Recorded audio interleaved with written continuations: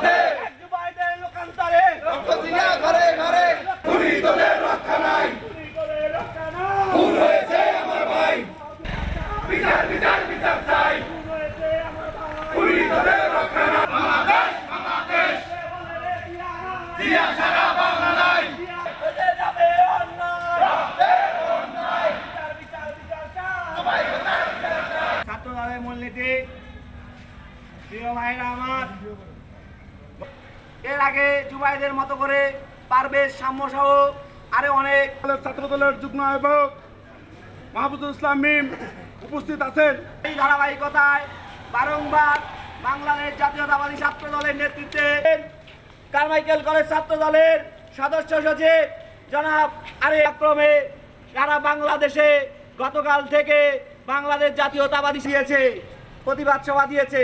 ভাইরা আমার তাই ধারাবাহিকতায় গতকালকে আর্মিটোলায় এক গলিতে আমার এক জগন্নাথ বিশ্ববিদ্যালয়ের মেধাবী ছাত্র জুবায়েদকে নির্মমভাবে হত্যা করা হয়েছে। আমরা সেই হত্যার বিচারের দাবিতে আজকে কারমাইকেল কলেজ ছাত্রদল সেন্ট্রাল ঘোষিত প্রোগ্রামে আজকে আমরা বিক্ষোভ সমাবেশ করছি।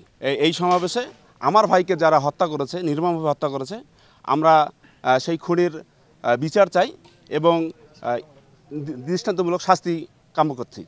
ফ্যাসিস্ট সরকারের বিদায়ের পর থেকে আমরা দেখছি যে ফ্যাসিস্টের যে পদচারণা, যে সংস্কৃতি, সেটি এখনও রয়ে গেছে। এতে আমরা জাতি হিসেবে খুবই উদ্বিগ্ন এবং আমরা ছাত্র সমাজ আরও বেশি উদ্বিগ্ন।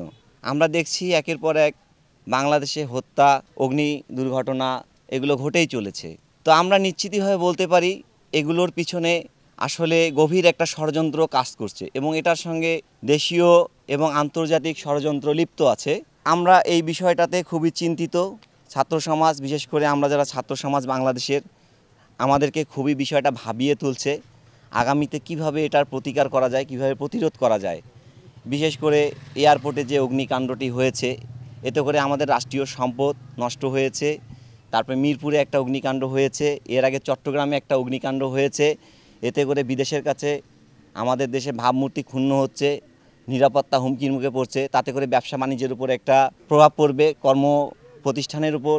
জুবায়েদ হত্যার 6 ঘন্টা পরেও প্রশাসন তার পদক্ষেপ নিতে ব্যর্থ হয়েছে। এর আগে আমরা সাম্য, পারভেজ অনেকজনের এভাবে হত্যাকাণ্ড দেখছি, কিন্তু প্রশাসন তার উপযুক্ত ব্যবস্থাটা এখনও নিচ্ছে না। খুনিরা বহালতবিতে বাইরে ঘুরে বেড়াচ্ছে। প্রশাসন কি করতেছে আমরা বুঝতেছি না আসলে।